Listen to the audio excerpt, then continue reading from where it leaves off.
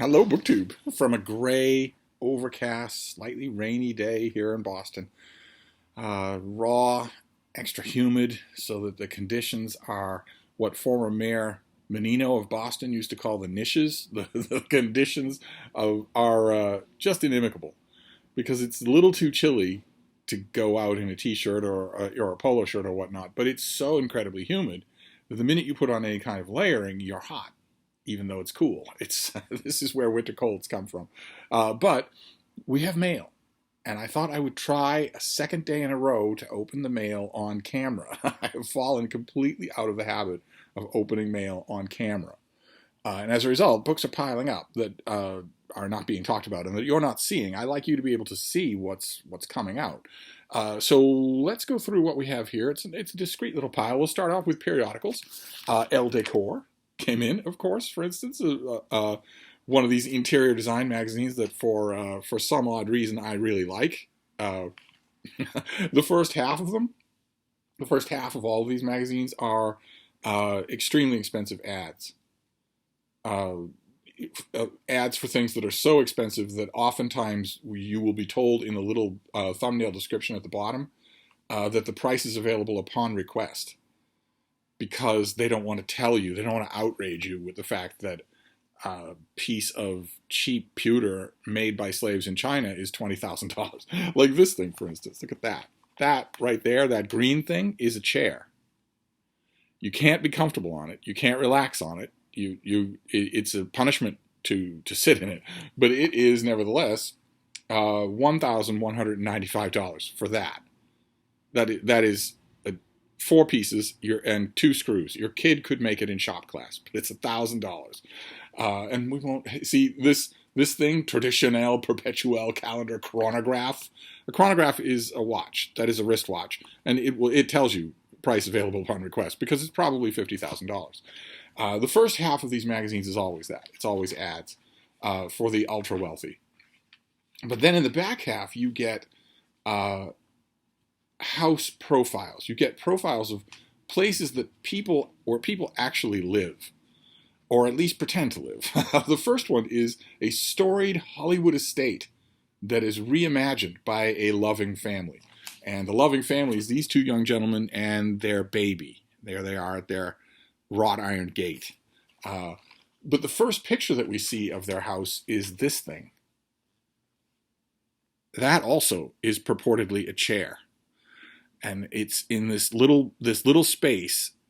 The caption says that it greets visitors to their home. I don't know that greeting is the right word. Would you sit in that? I wouldn't. And also, can we just mention a missed opportunity there? That space is perfect as a reading nook. But one of the depressing things about the house profiles in the back half of things like Elle Decor or Architectural Digest or whatnot is the almost surgical absence of books. It's not just that these people think that books are untidy and so have got them out of the shot for when the photographers are there. It's that they don't ever read and would probably take a book away from a guest and throw it away, or have the help throw it away. Like things like this. A living room like this, which has never seen a book. A completely surgically absent from the life, not to mention the fact of how hideous it is. That sort of goes without saying. This loving couple has filled every room of their house with vaguely threatening, inhospitable displays of architecture. That also is supposed to be a chair. I guess this is a nightstand? That's a little too far away. I don't quite know what this is. It certainly wouldn't be for a book. But once again, we have the head of the bed in front of an opening door, a door that opens outward. Once again, so you're laying in bed, and A, you're thinking, gee, I don't have any kind of a view at all here, and B, I wonder who's creeping up behind me to open this door on the ground level and reach right over the headboard onto me.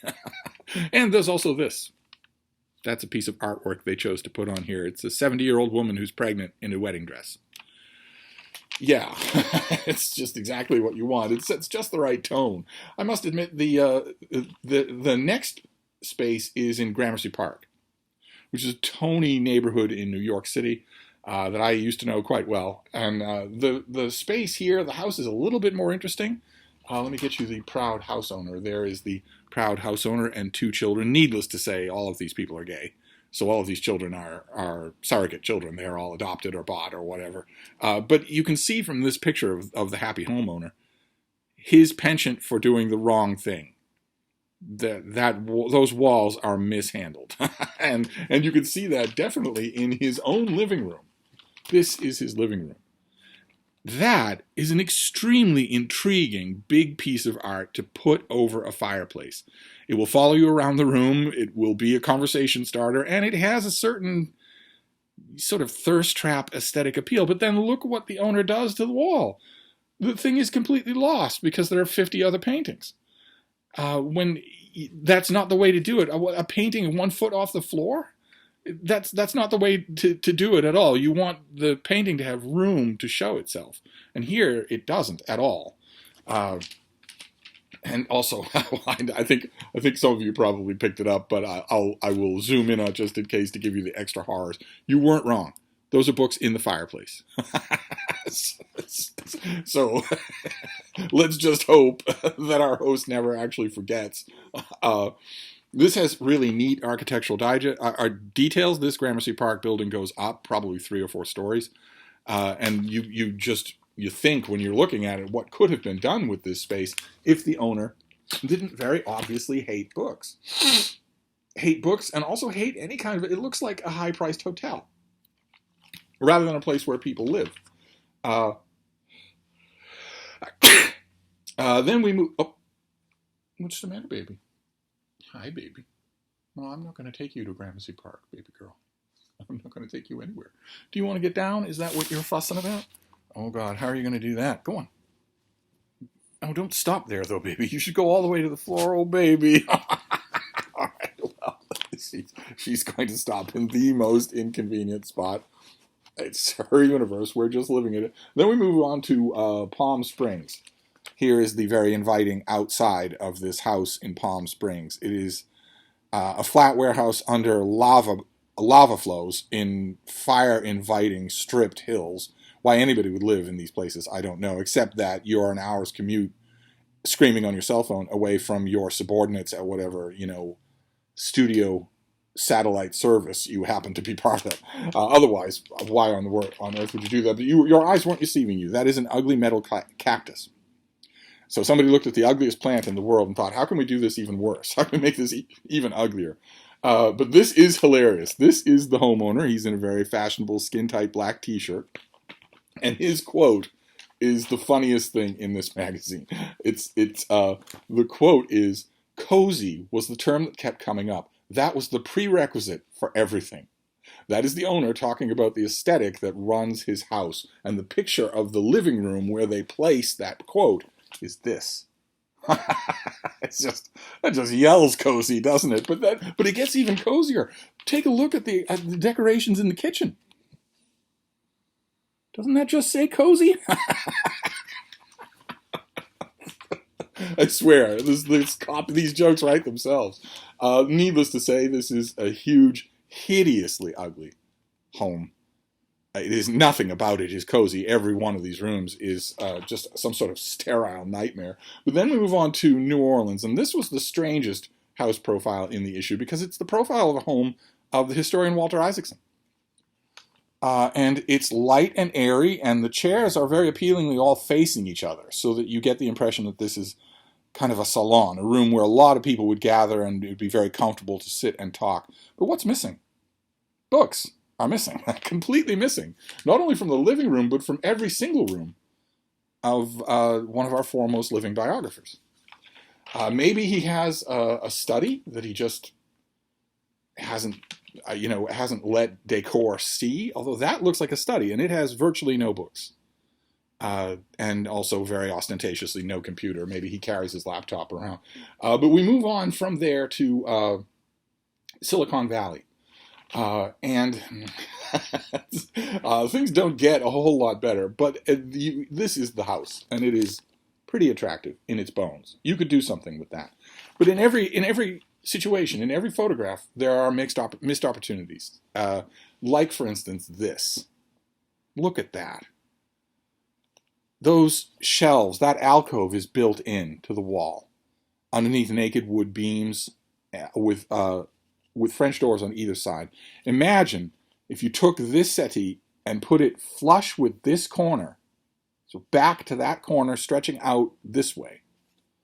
So you're blocking the bottom two shelves here, but you have immediate access to the others, and you're not catty corner with this door anymore.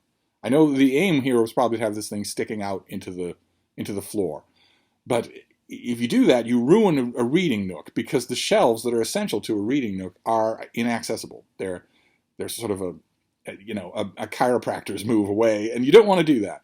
With a tiny little adjustment, this could be made into a rather nice reading space. It's just obviously never used for that. So, and there's also to give this person props, they do have another nook upstairs. Again, no books whatsoever. You are supposed to sit there and, I guess, inject your heroin. But imagine with a tiny little change, a couple of changes here and there, that would be a lovely reading nook. There's also a bath. That looks like a place where a minor character in Game of Thrones goes to get killed. It does not look inviting at all. Maybe if the lights were on, that might be different. But that was Decor magazine. Really fun to just make my way through here and see all of the errors. There are quite a few errors going on. But then the other two periodicals, one of them was the New York Review of Books. A thick issue of the New York Review of Books. Well, baby, those are going to fall on you if you're right there. And this intrigued me in a couple of ways. I want to show you that there are two ways. I mean, I haven't read it yet. I'm sure that it will be a feast. It intrigued me in a couple of ways and infuriated me in one way. One way that it intrigued me was a review by Christopher Benfrey of a book called The California Days of Ralph Waldo Emerson, which is from the University of Massachusetts Press. I have not read it. I did not even know that it existed, and I very much want to read it.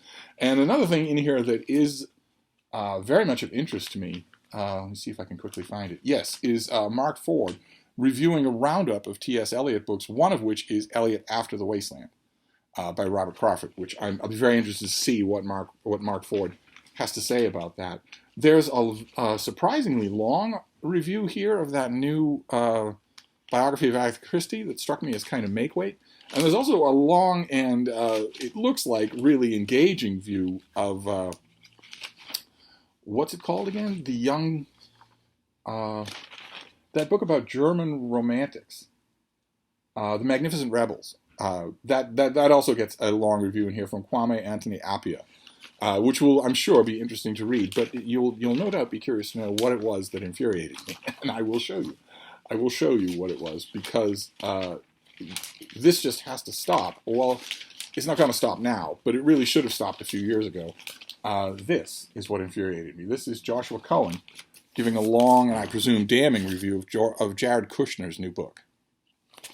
And what I want to get through to Joshua Cohen, I'm sure was just working for a paycheck, but what I want to get through to the editors of the New York Review is that he wins if you give him a review at all, even if it's scathing. If you give him 3 pages of dense prose by one of our greatest living novelists, even if it's a hit job, you're doing his work for him. And I have no doubt that that is part of the reason why this happened at all. That is, it legitimizes him. That's all that it does, is legitimize him. No one should be noticing these Nazi-adjacent apparatchik memoirs. No one should be noticing them, much less devoting lavish amounts of space to them. And this, I'm sure, will not be a complete hit job. I'm sure that it will be evaluative. Why be evaluative to someone who was loading his pockets with public money the whole time he was in office and doing nothing else? Why be evaluative of a book that he had ghostwritten for him by someone that he yelled at every week to hurry it up? You know, because I've got pictures of you, and you don't want your wife to know about that. It's all mob stuff. Why would you want to write a review of such a thing? I'll read it, but I may fire off an intemperate letter. But then the other periodical was the TLS, the London Times Literary Supplement. And this also has a ton of stuff in it that I'm sure I will want to read. But there's one thing that I wanted to read to you, because there is a thread developing. Every once in a while, a thread develops in the letters page of the TLS that I always try to share with you because it's always fun. Somebody will write a letter responding to a review, some aspect of a review. They'll take issue with it or they'll want to supplement it. And somehow, it's never predictable, that will catch on and somebody will respond to that. And then next week they'll respond to that, and so on and so forth. And the thing that probably predictably is getting all these responses this time around is what kind of a reader Queen Elizabeth II was. You may remember I read you an earlier letter where someone posited that that she really knew James Joyce, she knew his work. And at the time I said, that's nonsense. The Queen didn't read for pleasure, except maybe the racing parts of a Dick Francis novel, but that's it. And that it's only credulous royal idolaters that might believe otherwise, that might believe that the cynosure of the so-called New Elizabethan era was also a heavy reader. I can't even say it with a straight face. And someone actually did respond to the response to the response to the response of that, keeping this thread alive. This person is writing from West Sussex. Rory Johnston seeks to refute the idea that the late Queen was not well read. I'm happy to pass on from the late Martin Goff, eminence grise of the Book Trust, that he knew of one literary work the Queen definitely read and enjoyed. It was during the royal trip to Singapore in October of 1989. After the first dinner, the Queen told her private secretary that the book she'd been reading on the flight had been left on the plane. Did he have anything she could read when she retired for the evening? The secretary recommended that she try Remains of the Day, which had just won the Booker Prize. She agreed, but after several days without receiving any mention from the Queen about the book, the secretary asked if she was happy with it. I'm enjoying it, she said, but there's one thing I want to ask you. Is it really like that? Below stairs, I mean? Is that really how they talk? The writer of the letter goes on. I'd like to think the Queen, taking Ishiguro's formal Anglo-Japanese prose to be typical of servants' quarter discourse, where valets and butlers routinely discuss rumors about allegedly flashy new ways of cleaning teaspoons. And I want to point out here, as gently as I can, that Martin Goff is full of what makes the grass grow. That anecdote never happened. No part of it did. The Queen never referred to herself in the first person singular when she was talking with other people. And second, I don't believe a word of it. I don't believe that she ever told just some anonymous book trust guy or an eminence grise. I don't believe she told anybody who wasn't part of her staff that she accidentally left her book on the plane. I don't believe that a book of hers could accidentally be left on a plane. And I don't believe for a minute that she retired with Ishiguro's Remains of the Day. And also, is that really how they talk? Below stairs, I mean? Utterly ridiculous. Just utterly ridiculous. I don't believe a word of that anecdote, so my own original contention that the Queen never had anything for pleasure, virtually nothing for pleasure, a little Dick Francis here and there, stands. It stands. This anecdote doesn't do anything to dent it. It's so obviously, self-servingly, dine-outingly stupid that I'm not going to countenance with it even being debatably true. But those were the periodicals. Then we have the books. I don't know how we're going to do the books, because the bean, I you can see, she's right next to me. She's right next to me. The worst possible place she could be. She's going to get alarmed by every single package that I open. Yes, baby, you are. You're going to get alarmed by every package that I open because you're in the worst possible place. All right, let's see what we have here. Oh, great. Okay. Okay, so this is an advanced copy. This comes out... it's not that advanced. This comes out next week. This comes out on October 11th. This is by K.M. Sonline, and it is Army of Lovers. Kind of evocative black and white cover there. This is from the author of the gay novel The World of Normal Boys, which I thought was a little bit on the wordy side, but very good. So what have we got here? I'm assuming this is another gay novel. Arriving in New York City, full of idealism, Paul discovers the queer community gathering strength in the face of government inaction and social stigma. As he protests parties and makes a new home, he finds himself pulling away from his HIV-negative boyfriend to pursue an intense bond with a passionate HIV-positive artist. Paul's Awakening parallels ACT UP, that's a political action committee, a grassroots committee designed to raise attention. The fact that no one was paying attention to this new epidemic that was sweeping through the gay community in New York City. Paul's Awakening parallels ACT UP's rise, successes, and controversies. And then everything shifts again as his family is thrust into their own life and death struggle that tests him even further.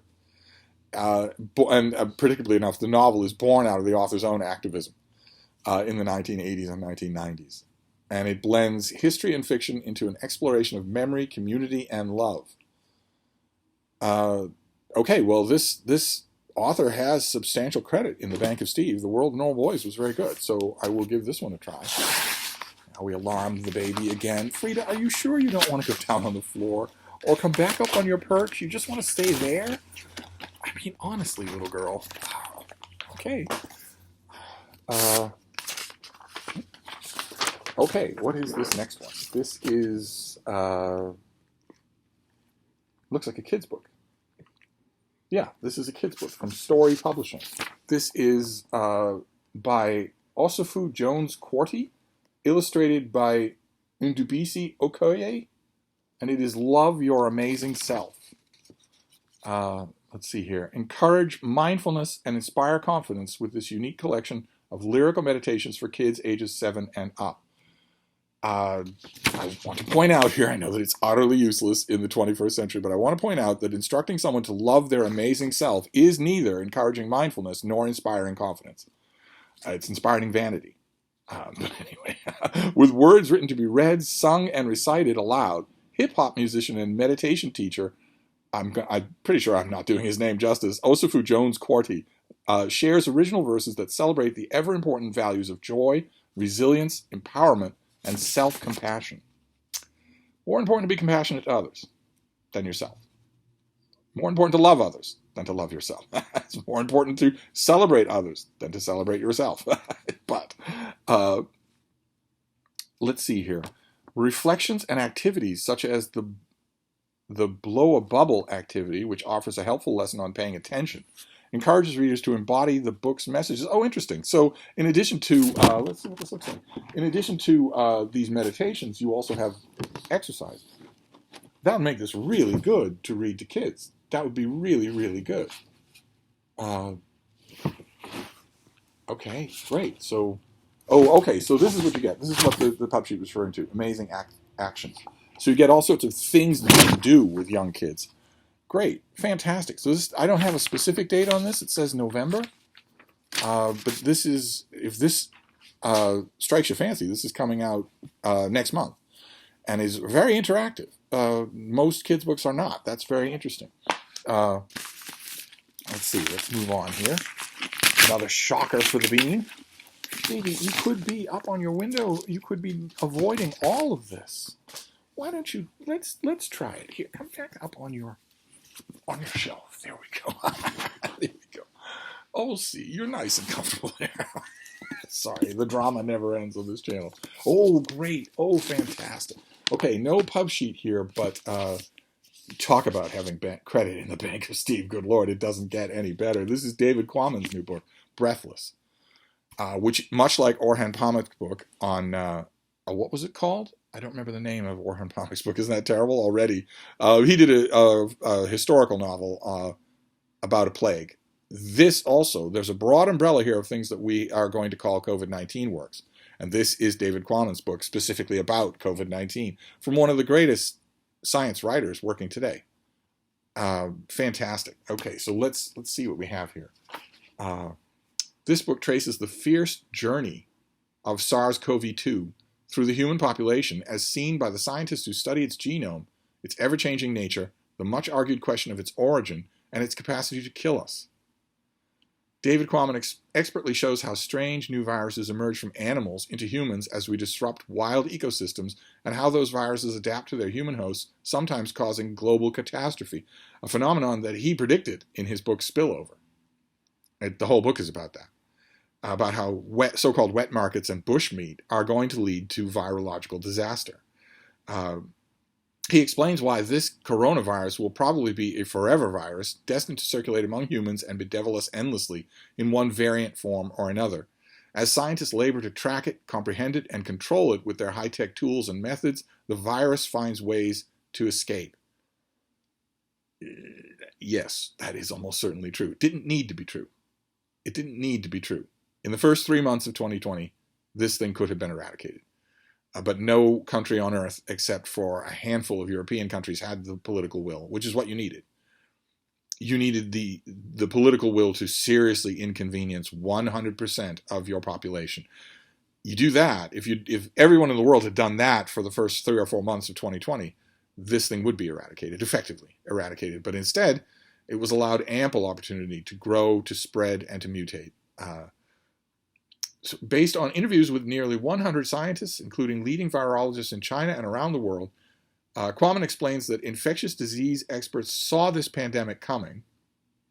Some scientists for more than 2 decades warned that the next big one would be caused by a changeable new virus, very possibly a coronavirus, but such warnings were ignored for political or economic reasons. The precise origin of this virus may not be known for years, but some clues are compelling and some suppositions can be dismissed. And much more. Okay, all right, fantastic. I'm pretty sure this is October release. Can't wait. This is a perfect example of a mail haul that goes straight into a TBR. I will read this tonight. To have David Kwaman writing such a book, that is just amazing. Let's see what this next one is. We're doing fine for... okay, great. All right.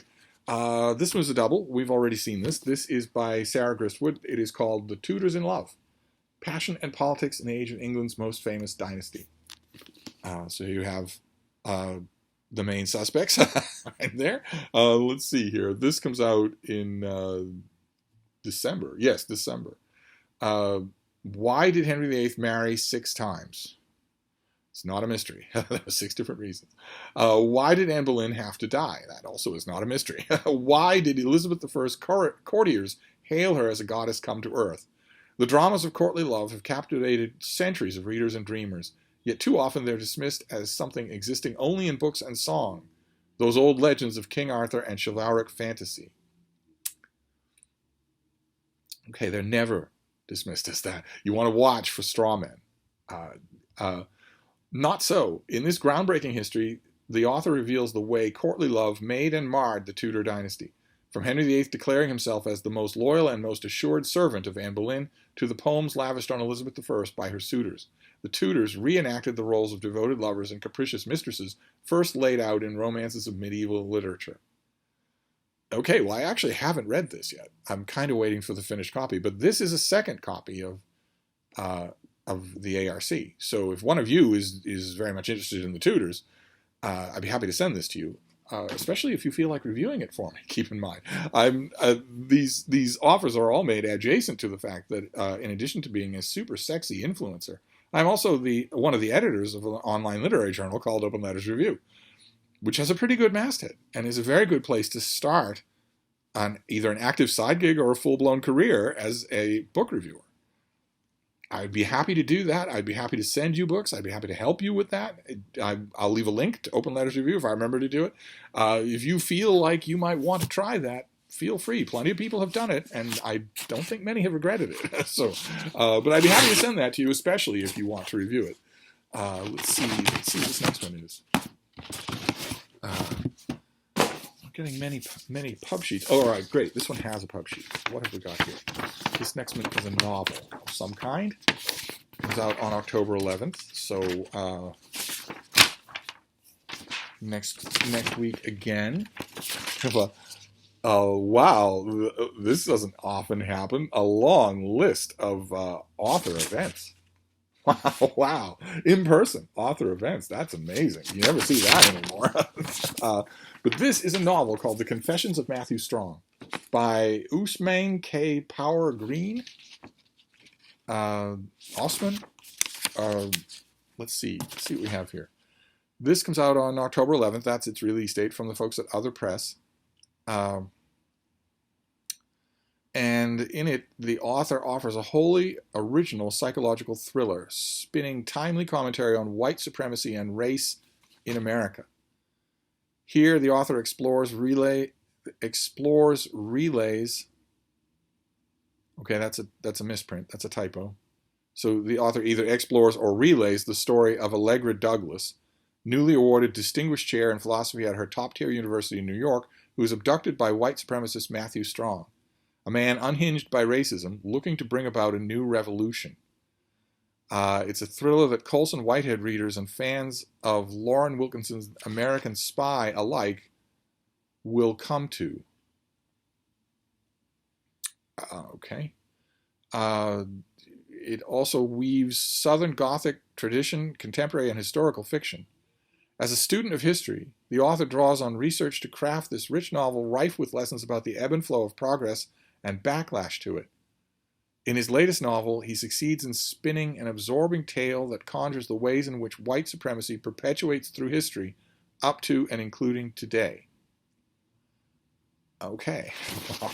All right. It mentioned that it was a wholly original psychological thriller. And the guy who abducts the main character is Matthew Strong, the Matthew Strong in the title.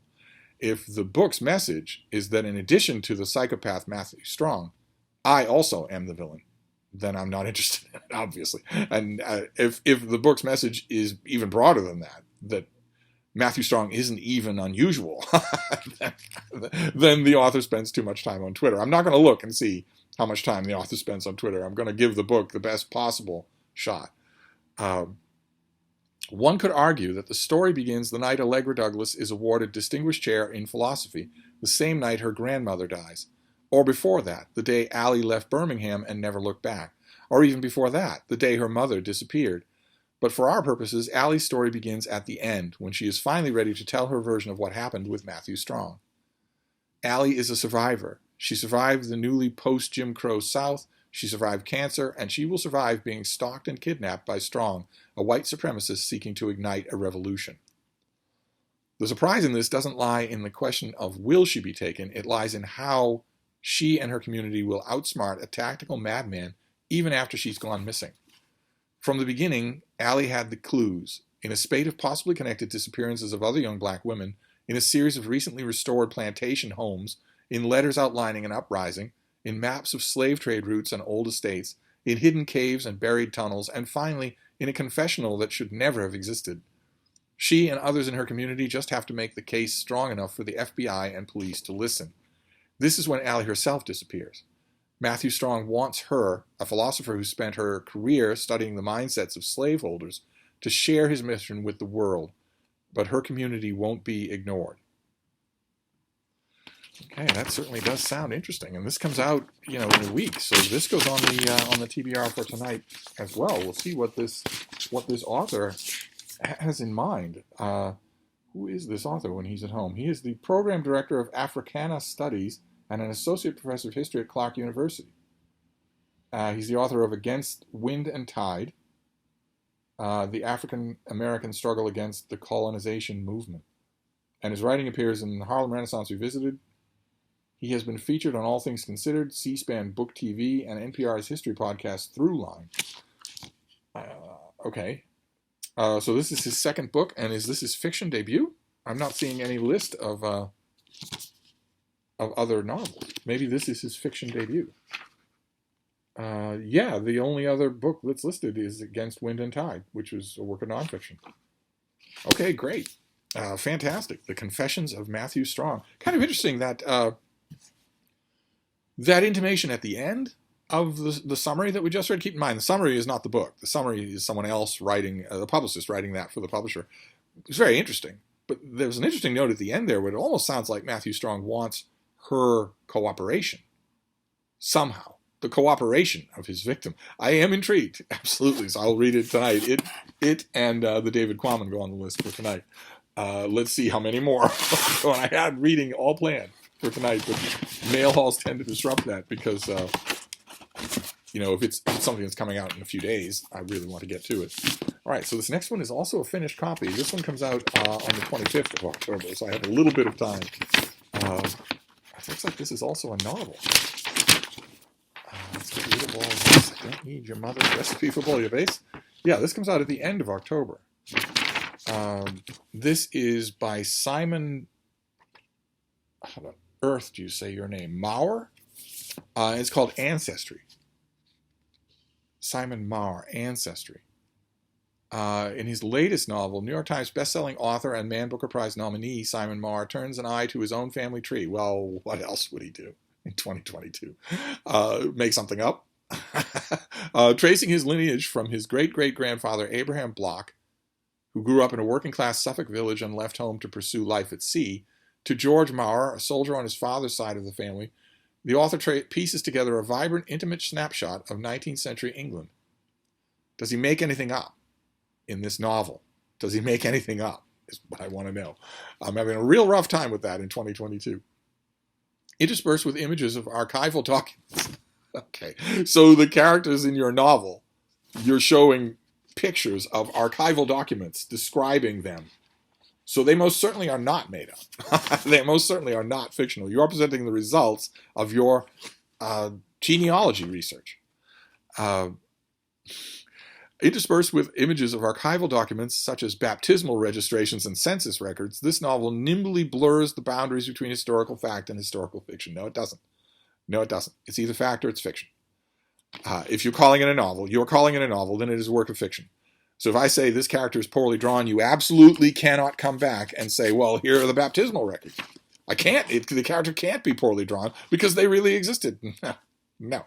If you want that kind of shield, have your publisher call it a memoir, family history, whatever. If you call it a novel, I can judge it on the merits of a novel or the lack thereof. There is no such thing as blurring the boundaries between historical fact and historical fiction. In 1847, 15-year-old Abraham Bloch, poor and illiterate, signs on for 5 years as an indentured aboard a collier. Bound first for London and then for more exotic ports in the Mediterranean and the Black Sea, the ship grants him access to a world he never knew existed as a sheltered child from a small town.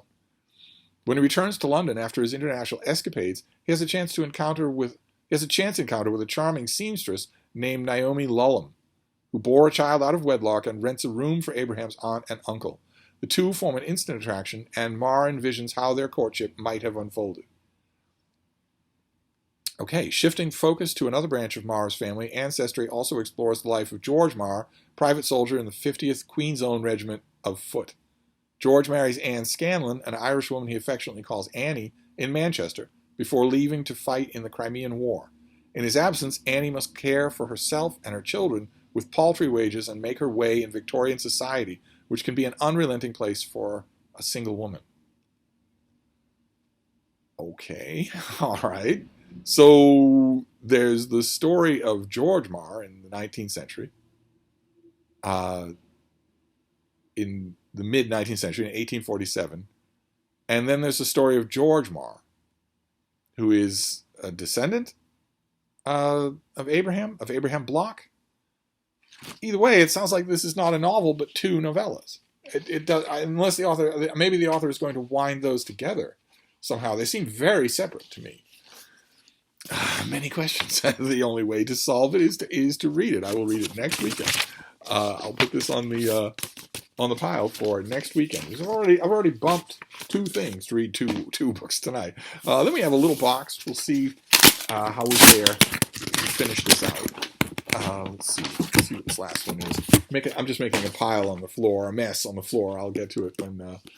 Oh my. Well, this certainly takes precedence. This takes precedence over anything. This is also to be read tonight. This very nice. This is a graphic novel. It's Genu. And it is by our very own Tom L.A. Books.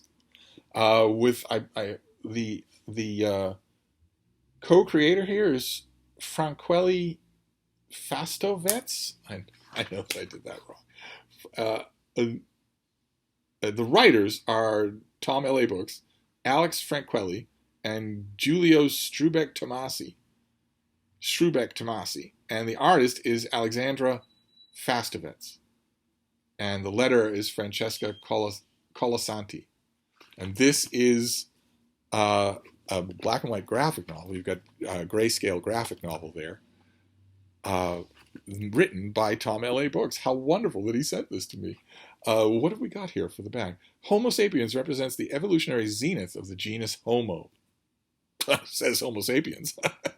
We have created scientific and technological miracles in less than 300,000 years. Before us, however, another Homo species lived on Earth for almost 2 million years. That's the amount of time it would take for the Roman Empire to rise and fall again about 1,000 times. This species was Homo Erectus. You know, those grotesque cavemen whose greatest technological achievement was a bunch of carved stone hand axes. Or was it? And Homo Erectus was all over the world and was in many, many different shapes and sizes. We think, we think humans, we think Homo sapiens sapiens, we think modern humans, and we think, well, okay, it's a very, very narrow parameter of what they look like. So narrow that if you were, for instance, raised and socialized by another species, you would at times, if you're not paying close attention, have a very hard time telling any two Homo sapiens sapiens apart, because the differences are so trivial. But Homo erectus, we're talking small, to 3 times that size, to 11 feet tall. We're talking who knows what kind of morphological distinctions on the outside. Who knows what the full range of them looks like? And it looks like I'm going to be finding out. I'm pretty sure that back cover means that Homo sapiens represents the technological and cultural zenith of the genus Homo. They certainly don't represent the evolutionary zenith. Quite a few members of the genus Homo, all of which are gone because Homo sapiens sapiens eliminated them. This is a species entirely born of genocide. Quite a few of them, we know for certain, had superiorities of one way or another: bigger brains, bigger rib cages, hardier muscles. So it's just a question of we're the winners. That's all. We're the winners, so we get to write the books and the graphic novels. Well, this one's going to take us. This is going to take us down a peg. How interesting! Oh man. So it sounds like this will be science fiction. Look at that. Look at that. Oh man. It sounds like this will be science fiction. A science fiction graphic novel by Tom L.A. Books and his very talented collaborators. There is nothing. This is Marcosia Press. I don't see anything on the dust jacket to say how much this costs. Very nice that he sent me a copy, but I, of course, want you to get a copy. Oh man, look at that. First contact. Oh man. I want you to get a copy as well. Go and find this on Amazon. It's got a very easy name to remember. Genu. See? Fairly hefty thing, too. Well, this, of course, beats out everything for a read tonight. I will read this tonight, and that will be my first read. I tend to read my graphic novels many, many times. I will go after this many, many times and find out what kind of stories are in here. Wow, you get a lot for your money for this thing. So feel free. If I remember, I hope I remember, I will leave a link to the Amazon page of this or whatnot, so that you can go and get a copy of your own. I wonder if it's already out. Tom might have told me and I might have forgotten. But anyway, there you go. Oh, fantastic. All right, so that comes first. I will read that tonight. I will not read Ancestry tonight. I will wait a week to do that. It's pub date gives me that room. But Confessions of Matthew Strong, I will read tonight. And there was one other in here that I will read tonight. But Tutors in Love, no, Tutors in Love is December, so I'll read that once I get the finished copy. But this is a double of the review copy. So if you feel like trying to review it, sing out. Let me know. Either make a comment in the comments field or send me an email. And a member of Team Steve Donoghue will get a form response to you in 6 to 8 weeks. Then we have Breathless by David Kwaman. Also goes right on the pile for tonight. Can't wait. A new David Kwaman. I've been reading this guy for 40 years. Then we have Love Your Amazing Self, an interactive kids book. So not just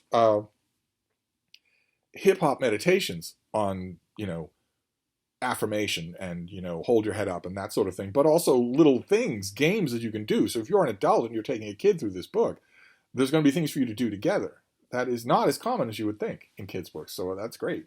And finally, Army of Lovers by the author of The World of Normal Boys. This is sounds like, much like Ancestry, this is going to be an intensely autobiographical novel about the horrific early days of the AIDS epidemic in New York City. Not a bad mail haul, plus the periodicals that make me wonder. We'll see. I'll be right here. We will see if the thread of the Queen's reading continues next week. I bet it does. I bet someone writes in with another anecdote. There are a million people with anecdotes of the Queen. I bet someone writes in with another anecdote about, she was quoting Rimbaud to me outside the women's room. Or something like that. We'll see how far it goes. This anecdote can be comfortably dismissed. But anyway, I'm going to wrap this up, but I'll be back. Thank you, BookTube.